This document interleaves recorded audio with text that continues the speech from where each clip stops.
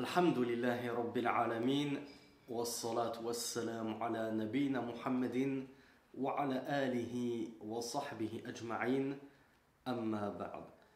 Dans le hadith numéro 27 rapporté par Nawas ibn Sam'an radiyallahu anhu, d'après le prophète sallallahu alayhi wa ala alihi wa sallam, qui dit Al-birru husnul khuluq wal ithmu ma haka fi an-nafs wa karihta an yattali'a alayhi an-nas.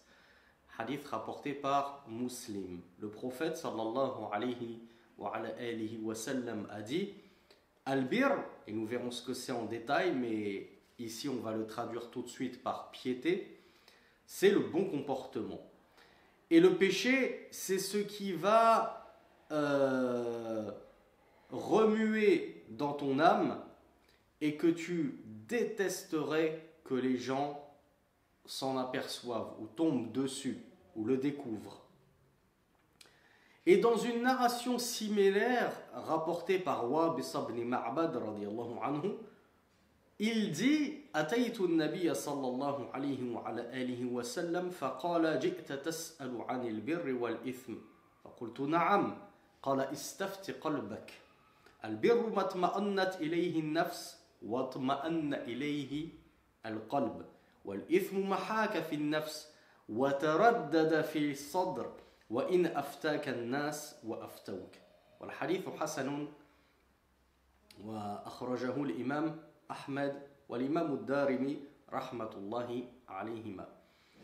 Dans cette deuxième version rapportée par Wabisa radiyallahu anhu, il dit je me suis rendu auprès du messager d'Allah sallallahu alayhi wa ala alihi wa sallam. Et alors il me dit d'entrée tu es venu pour m'interroger au sujet de la piété et du péché. Alors je lui répondis oui au messager d'Allah. Alors il me dit Istafti qalbak, interroge ton cœur, demande à ton cœur. En réalité, dans la langue arabe, istafti, ça vient de demande la fatwa, donc demande l'avis juridique à ton cœur. Albir, la piété, c'est ce vers quoi ton âme va se tranquilliser et ce vers quoi ton cœur va se reposer. Tandis que le péché, c'est ce qui va gesticuler dans ton âme et qui va remuer dans ta poitrine, et quand bien même les gens t'en feraient la fatwa, c'est-à-dire quand bien même les gens te diraient vas-y fais-le, vas-y tu peux faire ceci, il n'y a aucun mal en cela. Et cette deuxième version est correcte et elle a été rapportée dans le Musnad de l'imam Ahmed. Et le shir Abdul Muhsin al-Abbad hafidhahullah commente et nous dit حديث النواس رواه مسلم وحديث وابصة رواه أحمد والدارمي وفي إسناده مقال لكن له شواهد بأسانيد جيدة ذكرها الحافظ ابن رجب رحمة الله عليه في جامع العلوم والحكم وهو في الجملة مماثل لحديث النواس بن سمعان رضي الله عنه. Donc il nous dit la première version elle est authentique forcément puisqu'elle a été rapportée par l'imam Muslim rahmatullahi alayhi. Quant à la deuxième version, il y a à redire sur sa chaîne de transmission, elle est rapportée par l'imam Ahmed comme on l'a vu, l'imam ad-Darimi. Il nous dit cependant, au vu des narrations similaires, cela va renforcer donc la deuxième version, comme l'a dit et expliqué l'imam Ibn Rajab dans son explication des Arba'in al-Nawawiyah. Donc, dans tous les cas, les deux versions se complètent. Les deux versions sont synonymes et les deux versions sont acceptables. Deuxièmement, al-birru kalimatun jami'atun tashmalu al-umur al-batina allati fi al-qalb wal-umur al-zahira allati takunu ala al-lisan wal-jawarih. Le shir nous explique que al-birr, donc la piété qu'on a traduit tout de suite par piété, mais en réalité on pourrait le traduire par autre chose. Pourquoi? Le shir nous dit que c'est un mot qui en réalité est générique et qui va englober les actes cachés du cœur donc, aussi bien que les actes apparents de la langue et des membres. On a le verset où Allah subhanahu wa ta'ala nous dit « Laysa al-birra an tuwallu wujuhakum ila akhir al-aya. Ce verset dans Surat Al-Baqarah. Ce verset-là, en entier, il est clair dans son indication en cela. Il est clair que, alors je ne l'ai pas lu en français, Allah nous dit Laysa al-bir, donc la piété n'est pas de tourner vos visages vers l'Orient et l'Occident, mais la piété c'est ceci et cela. Et quand Allah Azza wa Jal, dans ce verset de Surat Al-Baqarah, la vache, va nous détailler ce que c'est que la piété, eh bien on va voir qu'Allah Azza wa Jal va mentionner des actes aussi bien cachés, des actes du cœur, notamment relatifs à la croyance, tout comme il va mentionner des actes des membres et de la langue. Donc on voit que la piété, comme le dit Cheikh Abdul Mohsen Al-Abbad, en réalité englobe tout ceci. La piété, c'est tout un tas d'œuvres, des œuvres cachées et apparentes, des œuvres de la langue, des œuvres du cœur et des œuvres des membres.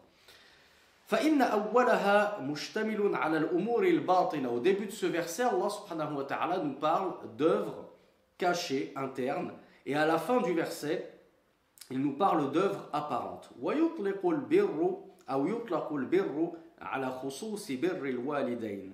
Et tantôt, il peut être voulu et désigné par al-bir, la piété, particulièrement la piété filiale. Birrul walidayn, la piété filiale, c'est être bienfaisant vers ses parents.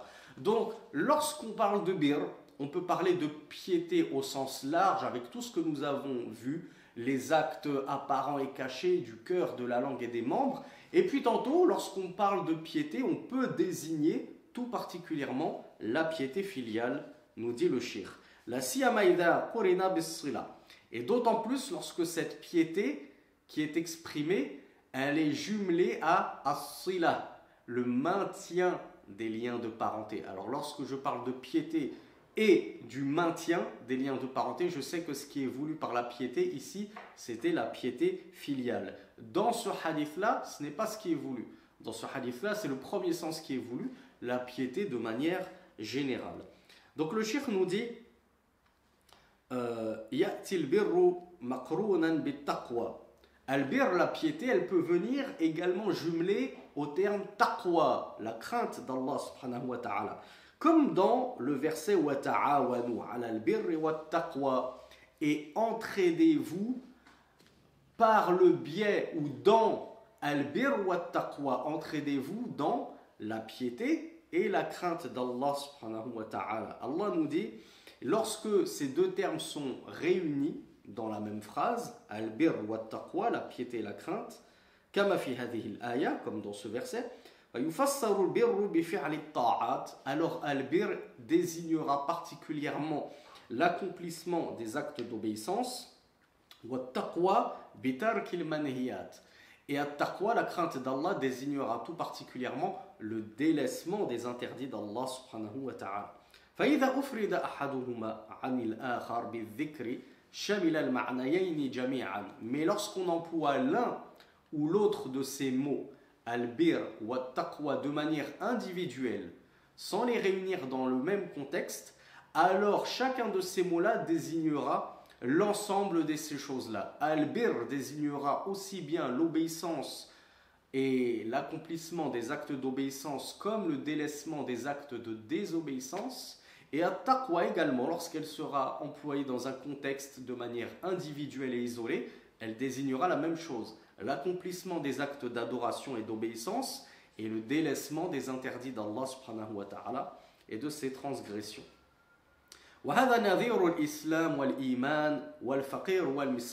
Ceci à l'exemple des termes islam et iman, et faqir et miskin. Et dans des hadiths précédents, nous avons détaillé ce sujet-là. Lorsque l'islam et l'iman sont employés dans un contexte séparément et de manière individuelle, ils désignent certaines choses, ou ils désignent même la même chose, mais lorsqu'ils sont réunis, alors l'islam désigne notamment les actes apparents, et l'iman désigne plus particulièrement les actes intérieurs du cœur et la croyance. Et c'est pareil pour al-faqir, le pauvre et le besogneux. Lorsqu'ils sont employés de manière isolée, séparée, ils désignent la même chose. Lorsqu'on réunit ces deux mots dans le même contexte et la même phrase, chacun a son sens plus particulier.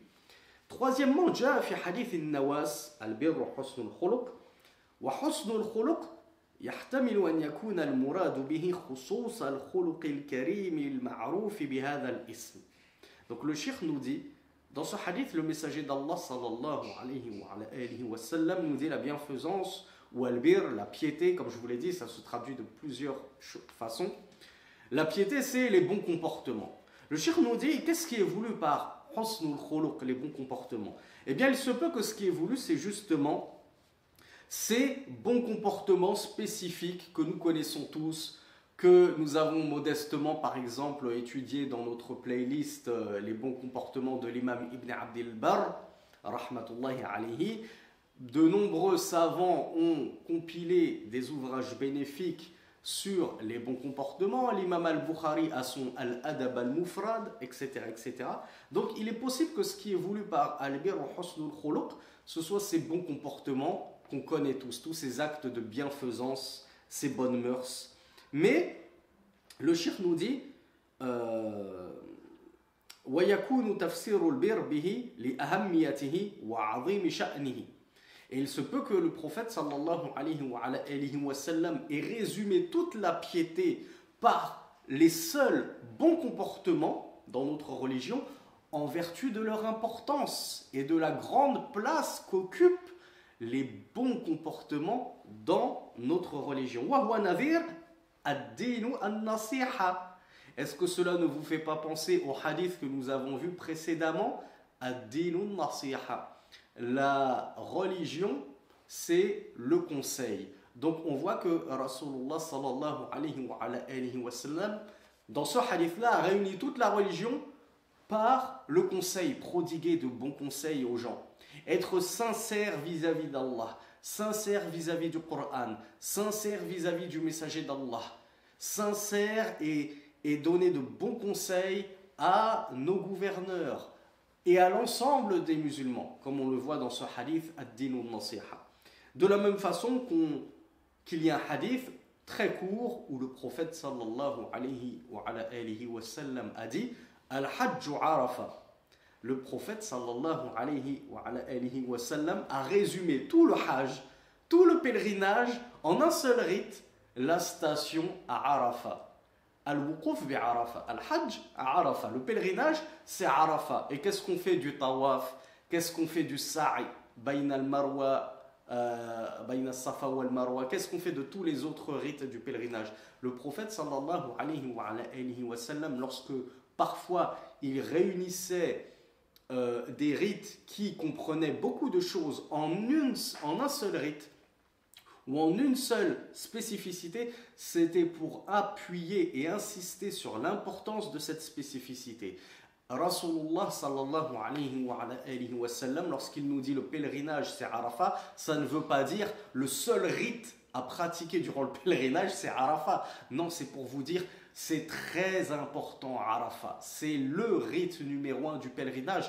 Et si tu as raté Arafat, eh bien les savants nous disent tu n'as pas de pèlerinage. Si tu es arrivé après la station à Arafat et que tu veux entamer ton pèlerinage en essayant de rattraper tout ce que tu as manqué, les savants te disent non, c'est trop tard. Tu as manqué le cœur du pèlerinage. Pareil pour la religion, c'est le bon conseil. Bien sûr que dans la religion, il y a pléthore de choses à réaliser, mais la réalisation du bon conseil et de la sincérité vis-à-vis d'Allah, de son livre, de son prophète, et le bon conseil envers tous les gens, c'est tellement important dans notre religion. Et bien, pareil pour les bons comportements. Est-ce que la piété, la crainte, tout ça, ce n'est réalisé que par les bons comportements, où il y a tellement de choses à faire pour être pieux et pour craindre Allah? Bien sûr qu'il y a plein de choses à faire, mais pour montrer à quel point les bons comportements sont sont importants, et pour montrer à quel point ils sont l'âme de notre religion, le cœur de notre religion, le prophète sallallahu alayhi wa sallam a résumé tout al-bir, la bienfaisance, la crainte, la piété, par ses bons comportements. Ça, c'est la première façon d'expliquer ce hadith, nous dit le cheikh Abdul Muhsin al-Abbad, hafidhahullah. ويمكن أن يراد به العموم والشمول لكل ما هو خير ويدل عليه وصف أم المؤمنين عائشة رضي الله عنها لخلق الرسول صلى الله عليه وعلى آله وسلم بأنه القرآن والمعنى أنه يتأدب بآدابه ويمتثل أوامره ويجتنب نواهيه. La deuxième façon d'interpréter ce hadith, c'est de dire que ce qui est voulu par la piété, c'est les bons comportements. Par les bons comportements, c'est pas forcément juste les bonnes mœurs. Par husnul khuluq, ce qui peut être visé, c'est kullu khayr, tout bien. Donc, effectivement, la piété, c'est tout le bien, tout ce qui est bien dans notre religion, ça rentre dans la piété. Donc ça, c'est la deuxième façon d'interpréter al-birru husnul khuluq. La piété, c'est le bien, en fait. C'est d'être bienfaisant. C'est pour ça que parfois, on le traduit justement, al-birr, on le traduit par la bienfaisance. Faire le bien, tout simplement. Le cheikh nous dit, donc c'est un sens bien sûr bien plus large, puisque dans le bien et la bienfaisance va rentrer les bons comportements et waziyada, et plus que cela. Donc c'est un sens encore plus large et général que la première interprétation de ce hadith. Et ceci à l'exemple et à l'instar de la parole de Aïcha radiyallahu anha, qui avait dit, en décrivant le prophète sallallahu alayhi wa sallam, que le comportement du messager d'Allah sallallahu alayhi wa sallam, c'était le Coran. Donc, en réalité, elle a tout réuni, elle a tout rassemblé tout son comportement dans le Coran. Et qu'est-ce qui est voulu? C'est le sens large du Coran, c'est le sens général. C'est-à-dire que tout ce qu'il y avait dans le Coran, il y ajoutait foi. Tout ordre contenu dans le Coran, il obtempérait, il le mettait en pratique. Tout interdit, il le délaissait. Toute injonction, tout enjoignement, il le concrétisait.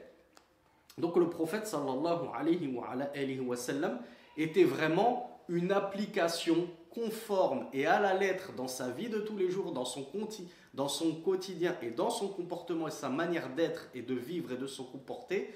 Il était une application stricte du Coran sallallahu alayhi wa sallam.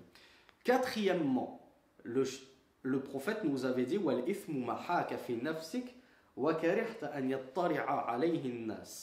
le péché, c'est ce qui va remuer comme ça, qui va bouger, qui va pas être stable dans ton cœur.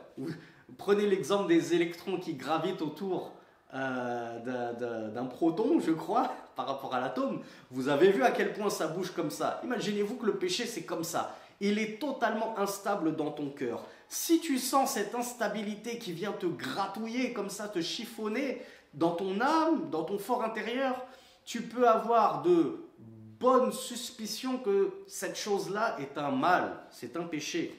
Le prophète sallallahu alayhi wa sallam a dit également, et que tu détesterais que les gens tombent dessus. Si tu es en train de faire une chose et que tu ne sais pas trop est-ce que c'est bien ou mal cette chose que tu es en train de faire, demande-toi deux choses. Comment est mon cœur? Est-ce que mon cœur il est apaisé vis-à-vis de cette chose ou non? Ou il n'est pas tranquille justement? Et deuxième chose, il se peut que tu aies le cœur mort, qu'Allah nous en préserve. Dis-toi au moins, est-ce que je n'aurais pas honte que les gens me voient en train de faire cette chose, de dire cette chose, de pratiquer cette chose? Est-ce que je n'aurais pas honte que les gens me voient dans cet endroit-ci dans lequel je me trouve, dans cette situation dans laquelle je me trouve? Si tu détesterais que les gens te prennent sur le fait en train de faire, dire cette chose ou d'être dans cette situation-là, eh bien, encore une fois, c'est un bon indicateur que cette chose-là est un péché. Donc, comme l'a bien décrit le prophète sallallahu alayhi wa sallam, comme a bien décrit le péché, notre prophète sallallahu alayhi wa sallam. Alors le cheikh nous dit min al-ithmi ma yakun wadihan jaliyan. Parmi les péchés, bien entendu, il y a des choses qui sont claires et évidentes. Wa minhum ma yahuku fi as-sadri wa la yatma'innu ilayhi an-nafs wa yakrahu al-insan wa yattari'a alayhi an-nas. Et parmi les péchés, il y a des choses qui vont donc cogiter un petit peu ou te faire cogiter et qui vont cogiter dans ta poitrine. Ton âme ne sera pas tranquillisée et apaisée lorsque tu vas vouloir pratiquer ces péchés, voire même lorsque tu seras en plein dedans. Et tu détesterais que les gens te trouvent dessus. لأنه مما يستحيا من فعله. Parce que ce sont des choses, les péchés, dont normalement toute âme saine et pure a honte.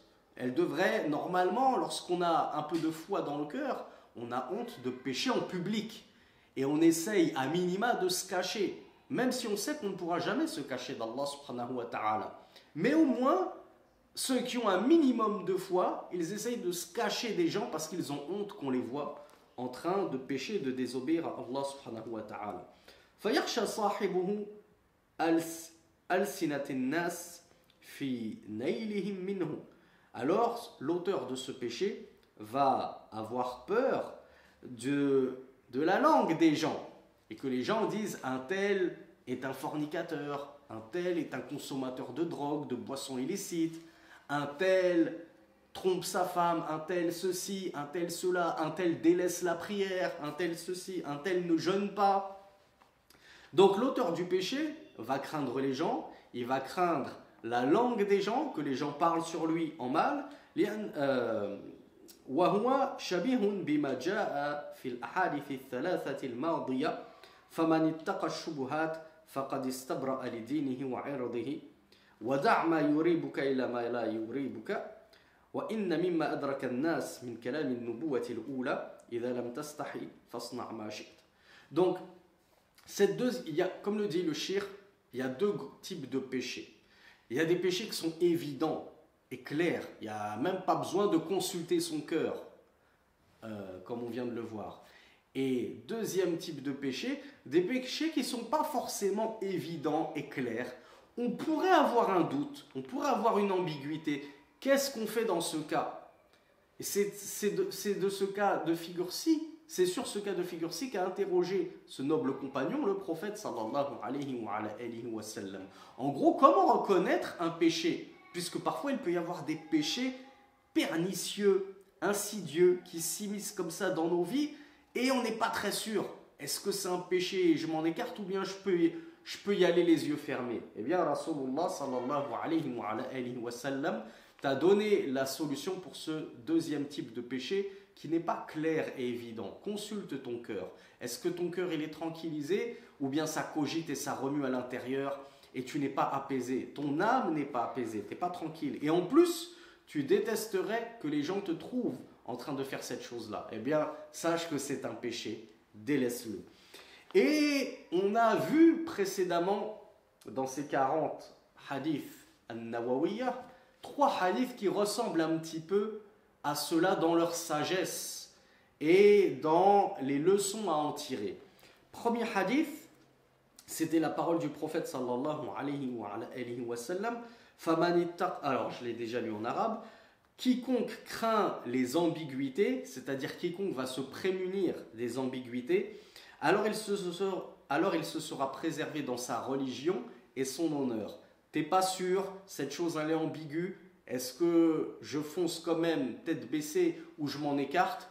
Écarte-toi des ambiguïtés, tu seras intouchable dans ta religion, personne ne pourra te critiquer dans ta religion et tu seras propre dans ton honneur. Personne ne pourra attenter à ton honneur en disant on l'a vu dans tel et tel endroit, alors que toi tu savais pas trop si cet endroit tu avais le droit d'y aller ou non. Deuxième hadith, délaisse ce qui te fait douter au profit de ce qui ne te fait pas douter. T'es pas sûr, tu doutes, est-ce que cette chose là c'est bon, c'est bien ou c'est mal? Délaisse cette chose, t'es tranquille, tu seras sûr de ne pas être tombé dans le mal. Et enfin le dernier hadith, parmi ce que les gens ont conservé des premières prophéties, si tu n'as pas honte, alors fais ce qu'il te plaît. Si tu n'as pas honte, fais ce que tu peux. Fais ce que tu veux, pardon. وَالْإِثْمُ يُرَادُ بِهِ عُمُومُ الْمَعَاصِي الْوَاضِحَةِ وَالْمُشْتَبِهَةِ. Et donc, quand on parle de ithm, de péché, on désigne aussi bien les péchés clairs, évidents, apparents, que ces péchés un petit peu cachés, voire ambigus. Les deux sont concernés par le terme ithm, péché. Et parfois le terme ithm, péché, est jumelé dans le langage coranique ou prophétique à al-udwan, la transgression.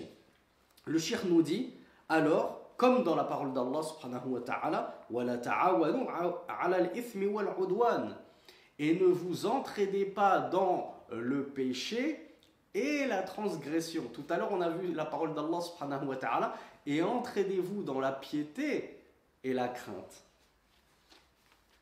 Et bien ici, on a tout l'inverse. Ne vous entraînez pas dans le péché et la transgression.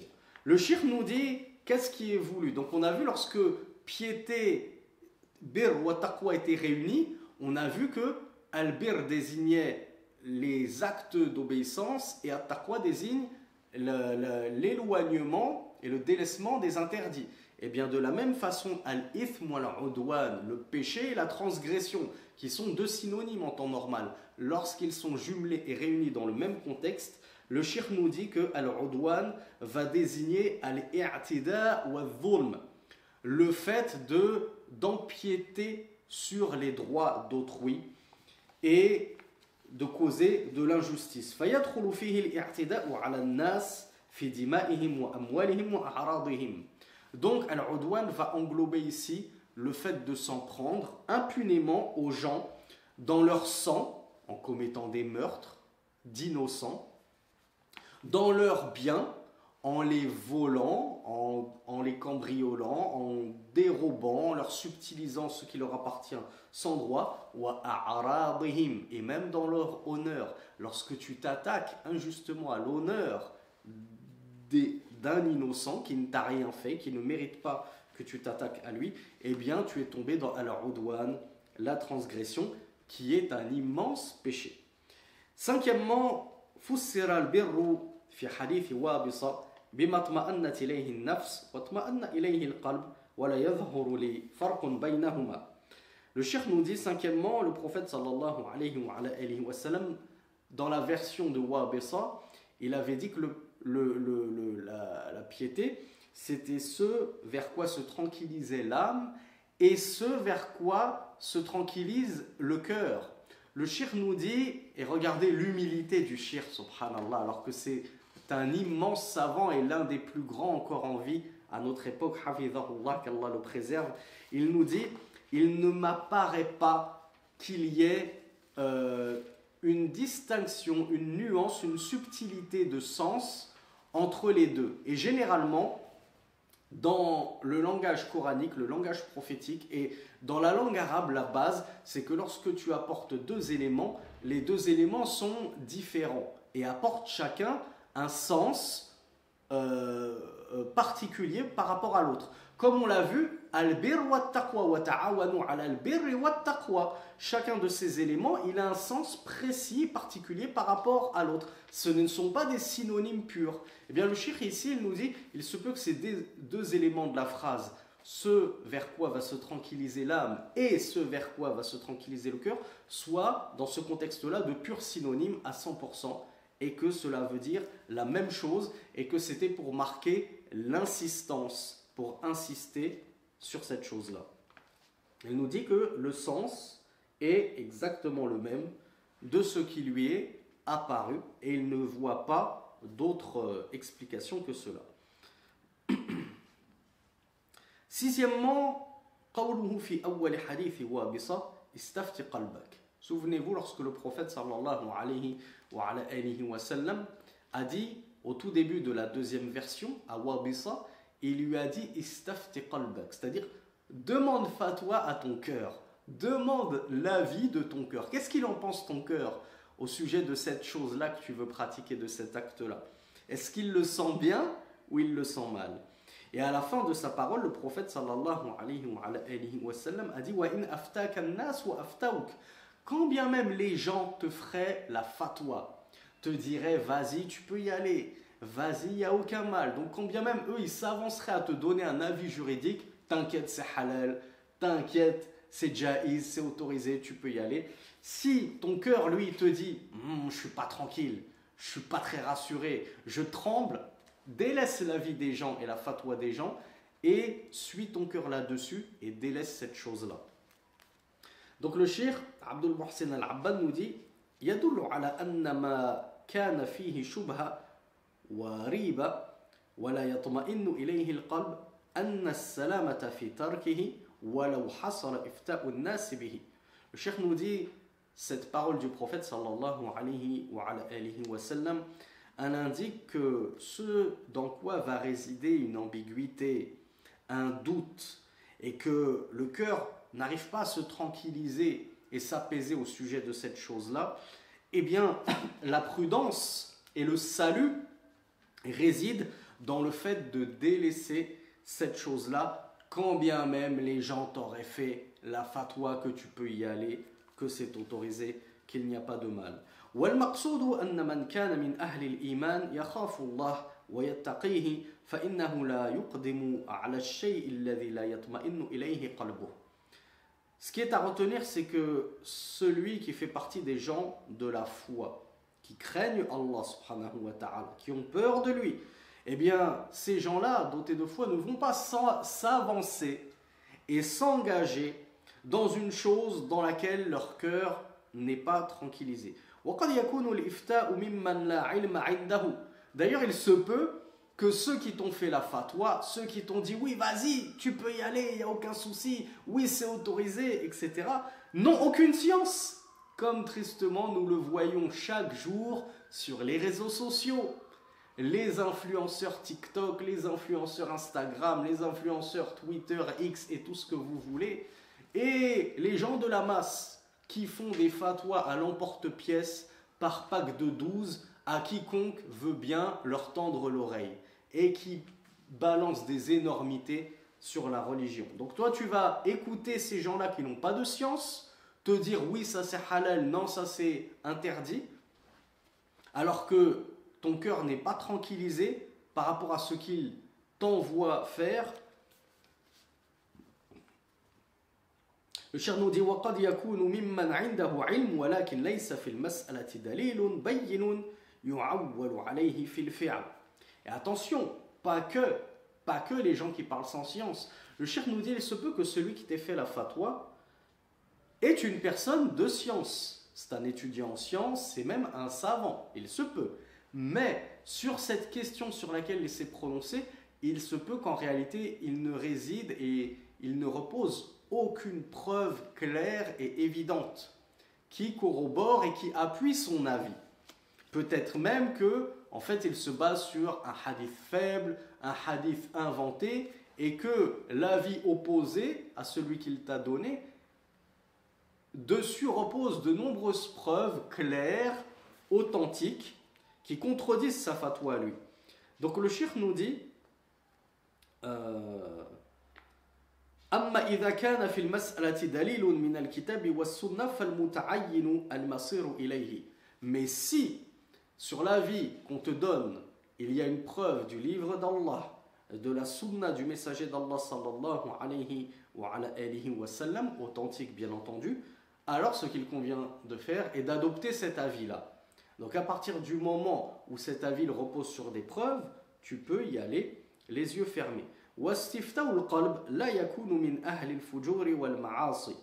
Donc tu ne vas pas te dire sur une chose sur laquelle ton cœur n'est pas tranquillisé, alors qu'en face il y a des dalils clairs qui te disent tu peux y aller, ah ben je vais délaisser. Non, ça y est, ne commence pas à sombrer dans la paranoïa, les wasawis, hein, les insufflations et les murmures qui veulent te faire désespérer de ta religion.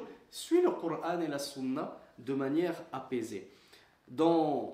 Et à contrario, si des gens te font une fatwa qui ne repose sur rien et que ton cœur n'est pas tranquille, il vaut mieux que tu écoutes ton cœur et que tu délaisses cette chose-là plutôt que tu suives des avis de gens qui ne reposent sur aucun dalil, sur aucune preuve. Le cheikh nous dit, et c'est très important, ces mêmes personnes-là ne doivent pas demander à leur cœur leur avis. On l'a vu, le prophète sallallahu alayhi wa sallam nous a dit « Istafti qalbak » demande à ton cœur.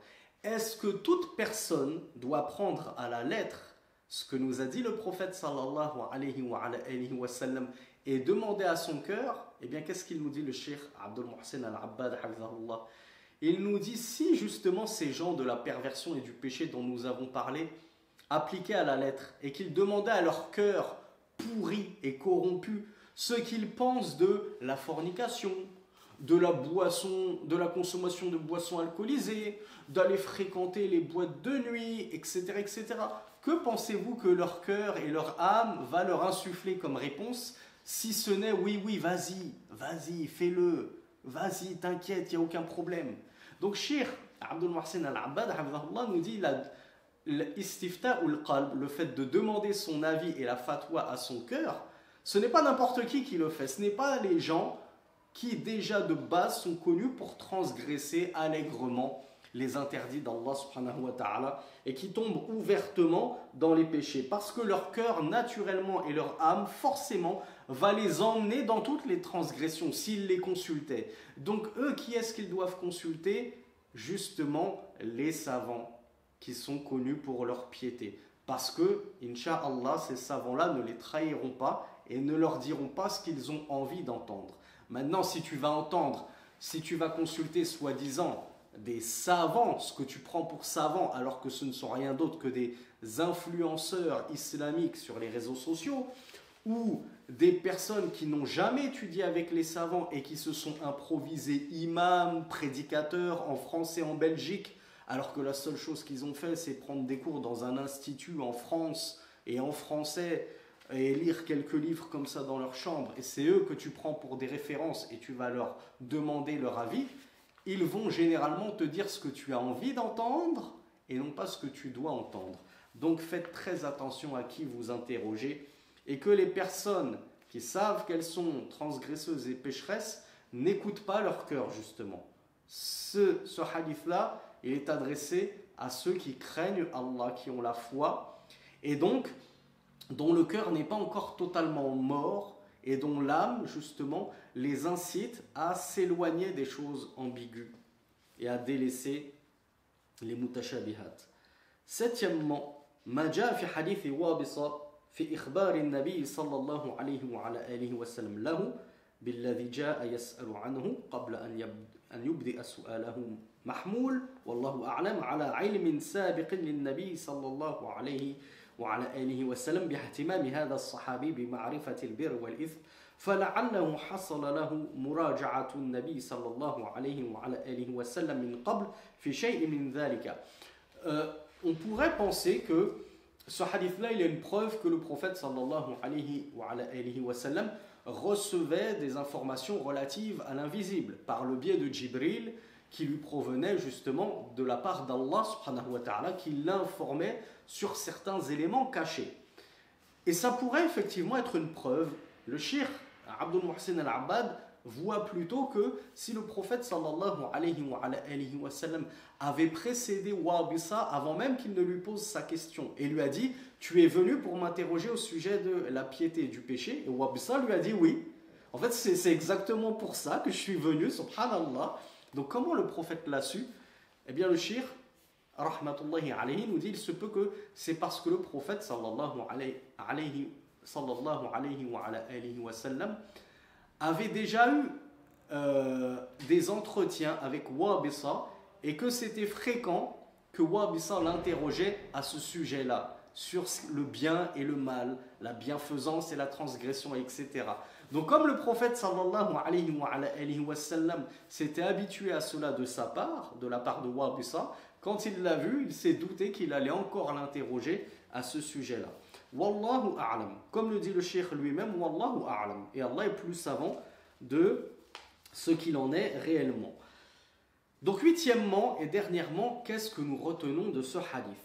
Premièrement, Premièrement, ce qu'on retient de ce hadith, c'est l'importance capitale des bons comportements dans notre religion. Deuxièmement, Deuxièmement, on retient, nous qui essayons d'apprendre la langue arabe, c'est important de toujours, dans chaque cours, j'apprends quelques mots de langue arabe pour étoffer mon vocabulaire, et c'est comme ça qu'on devient arabophone. Et les montagnes sont faites de petits cailloux, et à chaque fois que je pose un petit caillou, je forme un monticule, qui devient ensuite une plaine, qui devient ensuite une colline, qui devient ensuite une montagne. Donc le cheikh nous dit, on a appris que al-bir ou al-ithm, donc la piété et le péché, sont des mots génériques dans lesquels peuvent rentrer beaucoup de choses. Et comme on l'a dit, lorsqu'ils sont jumelés à d'autres mots, alors là, ils prennent un sens plus restrictif et spécifique. Notamment al-bir avec at-taqwa et al-ithm avec al-udwan, la transgression. Troisièmement, al-muslim يقدم في أمور دينه على فعل ما هو واضح الحل دون ما هو مشتبه.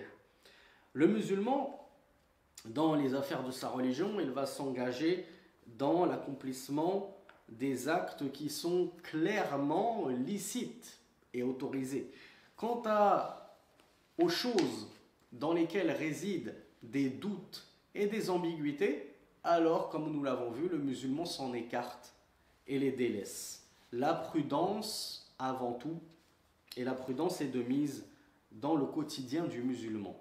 Quatrièmement, al-mu'min alladhi yakhafu Allah la yaf'alu ma la yatma'innu ilayhi qalbuhu walau uftiya bihi ma lam yakun amran wadihan fi ash-shar'i kar-rukhas.